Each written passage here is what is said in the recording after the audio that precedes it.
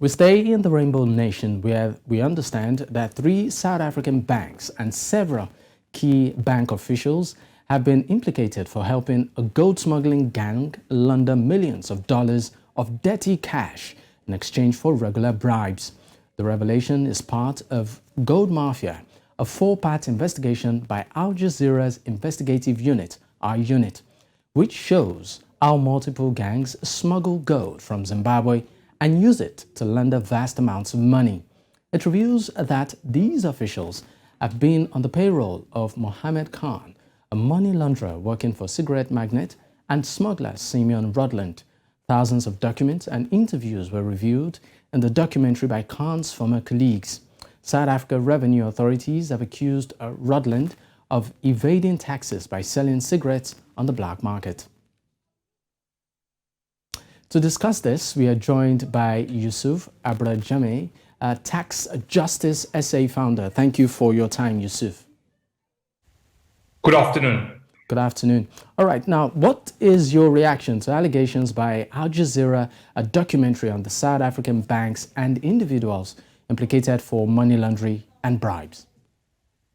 Well, first of all, I think we need to salute Al Jazeera, the investigation unit, for a very thorough, very detailed investigation. We know that part one of the Al Jazeera episode focused on especially gold being smuggled from Zimbabwe into Dubai via couriers.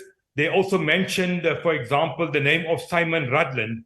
In episode 2, which is now been released, Simon Rutland features heavily. We know that Simon Rutland is the owner of Gold Leaf Tobacco, based in South Africa as well, in Johannesburg. And Gold Leaf Tobacco has been in the forefront of the illicit cigarette trade. They are known for their so-called cheapies, the cheap cigarettes being flooding the market. They are also implicated in the smuggling of cigarettes from Zimbabwe into South Africa over many, many years. There have been a number of seizures. And in this latest episode released by Al Jazeera, the bank's officials or corrupt officials from three banks, namely Sasfin, Standard Bank, and EBSA, three of the largest banks in South Africa, are implicated together with the money launderer Mohammed Khan, also referred to as Mo Dollars.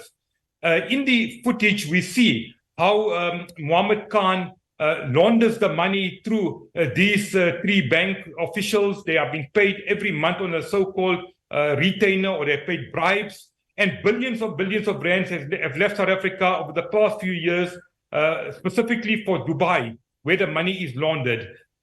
In the documentary, Mo Khan's brother, Dawood Khan, who's one of the whistleblowers, goes on record and he explains the elaborate setup which his brother started some years ago together with Gold Leaf Tobacco. And he says that Mo Dollars was able to infiltrate some of South Africa's biggest banks, including the three that I've mentioned. He recruited bank staff to hide their criminal dealings. He created fake bank accounts and often got stolen identity books or from homeless people, and generated bogus invoices and fictitious companies using details of the internet. He also used bank stooges, as he put it, to hire unqualified people to work for the bank so that his money laundering scheme could be successful. So all right, very Yusuf. serious, very damning allegations. All right, Yusuf, we understand that the banks actually play a pivotal role in this particular, of course, revelation. What are the potential legal consequences for these banks if the allegations are to be, found true? Well, these are very serious allegations, very damning allegations, indeed very sensational. The consequences are serious. In fact, the South African Reserve Bank, who's supposed to be monitoring it together with the South African Revenue Service and the South African Police Service, should have been in the forefront. They've either been sleeping or they've turned a blind eye to the illegalities over many years. And the South African Reserve Bank regulates the money in and out of the country. So the consequences are serious. These officials should be charged and arrested for corruption, for money laundering, and those are very serious crimes. So we are waiting with bated breath from government officials, from the banks, to see what action will be taken, not only against the bank official, but also against the money launderer and the company that has been named Gold Leaf Tobacco. We, as Tax Justice South Africa, have repeatedly called for action against Gold Leaf Tobacco Corporation because they were in court late last year and early this year. A curator was put into place. They allegedly owed the South African Revenue Service some 3 billion rand, and we heard nothing further. So all right, you might even recall that South Africa was grey listed recently because of its lax policies as far as money laundering regulations and that type of thing is concerned. All right, now talking about grey listing, I mean, South Africa, like you said, was recently grey listed, a major implication for the economy. And we also understand that the Reserve Bank has not acted on those implicated. And now these allegations are coming up. Do you think the bank will actually act up?